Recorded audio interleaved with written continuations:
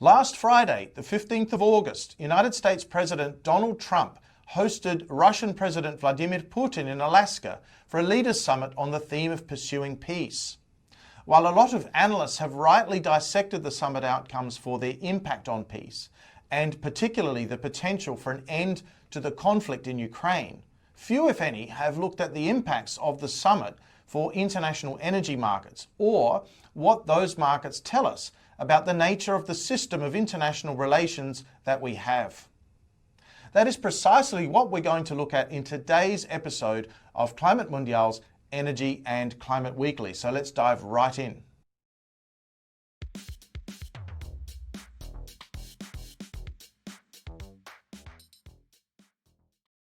The importance of energy markets to the balance of power in international relations has never been more visible, arguably, than in the last few weeks. It is not the first time, though, that we have seen energy find itself at the very centre of international disputes. The 1973 oil embargo, for example, was used by OPEC as a means of influencing a conflict in the West Asia region. Another was the 2006 gas transit dispute between Russia and Ukraine, which resulted in a curtailment of gas supplies to Western Europe. In both cases, we learned that energy could become a tool in disputes between countries and groups of nations. Due to reliance on energy for general economic welfare, it can sometimes be used to compel countries to do something that they otherwise would not. And as if we needed any reminder, we've seen the same issue emerge in the proposed secondary tariffs. In effect, secondary tariffs, as they had been proposed, were intended to penalise countries that were purchasing crude oil from Russia. The idea would have been designed to isolate Russia from the income it receives from exporting oil to those countries. Russia is a major player in the global crude oil market. According to the United States government, it is one of the 3 largest producers of the commodity globally. The main countries in the crosshairs of the tariffs policy, however, were China and India. This is because they are among the largest importers of crude oil in the world, and they purchase a lot from Russia. What has happened in the few weeks since the tariff policies were first proposed has been ever so revealing. So let's explore this further. As you probably remember, United States President Donald Trump had promised during the 2024 election campaign to end the Russia-Ukraine conflict in 24 hours. After coming to office on the 20th of January 2025, presumably after Mr. Trump had realised that resolution was slightly more complex, the timeframe extended to 100 days, and that quickly extended further, and here we are, more than 6 months into President Trump's second term, and the conflict continues. For quite some time, the US president, among other world leaders, had been calling for a ceasefire to be followed by work done on a longer-term peace settlement. Russia, which has arguably held the upper hand on the battlefield for some time now, had been stating, probably most notably since June of 2024, that its preferred solution was not a ceasefire, but rather a comprehensive resolution of the conflict. This resolution needed to address what President Putin had been calling the root causes of the conflict. There are several root causes of the conflict. This video is not the place to go into all of them in detail, though one of the main causes is the proposal for Ukraine to join the North Atlantic Treaty Organization, or NATO. This proposal was first floated in 2008, and Russia has opposed the idea from the outset. This is primarily because Ukraine borders Russia. Having Ukraine within NATO would mean military exercises could take place right next door to Russia, which had been regarded by Russia as an existential threat. One does not need to necessarily agree or disagree with that idea, but rather to acknowledge this was the Russian position and that they were prepared to use military means to defend that position.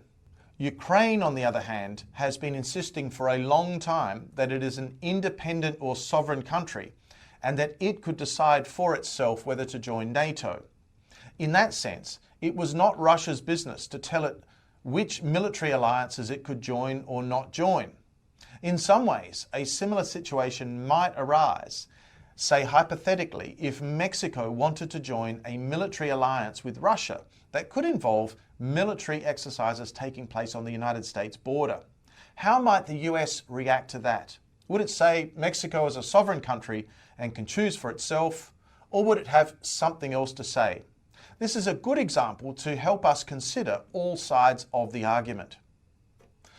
A few weeks ago, becoming increasingly frustrated by Russia's unwillingness to agree to a ceasefire, President Trump announced secondary tariffs on Russia's trading partners if the ceasefire were not agreed within 50 days. Russia's position was that a ceasefire would serve to allow its adversary to recuperate, rearm, and then recommence hostilities. And this made Russia particularly unwilling to agree to the kind of ceasefire that was being proposed, which is probably understandable if one considers the Russian perspective. Russia's expressed preference has been for a full peace agreement rather than a temporary end to the difficult-to-enforce ceasefire. President Trump, however, hoped that these secondary tariffs, which, as mentioned earlier, would largely impact China and India, might create more economic pressure on Russia to agree to the ceasefire. President Trump later reduced the time frame, and the secondary tariffs were due to apply from the 8th of August 2025. There were lots of questions about whether secondary tariffs would actually work. India expressed particular concern. Crude oil is a vital input into road, rail, air and maritime transportation, heavy industry, petrochemicals, farming and agriculture, among other industries.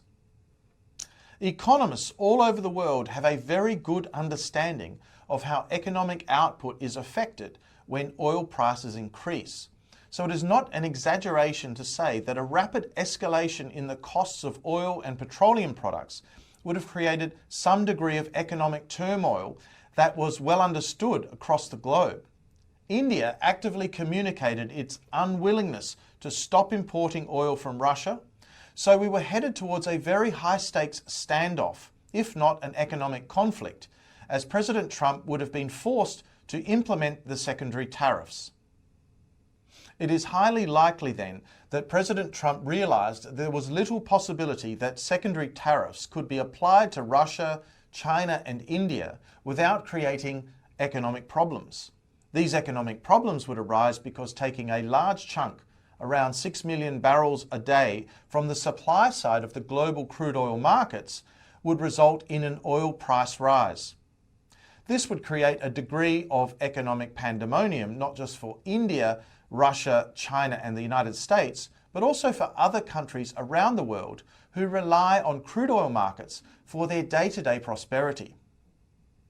So accordingly, as has been identified by Professor John Mearsheimer on several different platforms, and see links in the description for those, President Trump dispatched envoy Steve Witkoff to Moscow on the 6th of August to meet with President Putin. The result of Mr. Witkoff's visit to Russia was the calling of a summit on the 15th of August, which took a lot of people by surprise. And so, regardless of what happened, Mr. Trump emerged from the summit no longer calling for a ceasefire, but rather for a broader peace agreement. This seems to have drawn the United States somewhat closer to the Russian position. Secondary tariffs appear, at least for the time being, to be off the agenda. In other words, the United States has not been able to use crude oil markets or secondary tariffs or economic sanctions to compel Russia, India or China to take the action that it had desired. And so this episode does a lot to show us where the true balances of power are in today's world. China, India and Russia, despite the threat of energy-related tariffs from the United States, have successfully resisted taking action that the United States sought, at least for now. This offers fresh evidence that the world has entered what we might call a multipolar environment in which there are several great powers now in the international system. It also highlights the important role that energy can play in contributing to the balance of power. What do you think? Does this example highlight the role that energy markets, and in particular crude oil, can play in shaping the balance of power in the world? Let me know what you think in the comments section below. There is still a lot to run on this story, so I will continue to bring you the latest and try to keep you informed as possible. In the meantime, I'd like to say thank you very much for your attention today, and I look forward to seeing you again soon in the next episode of Climate Mundial's Energy and Climate Weekly. Bye for now.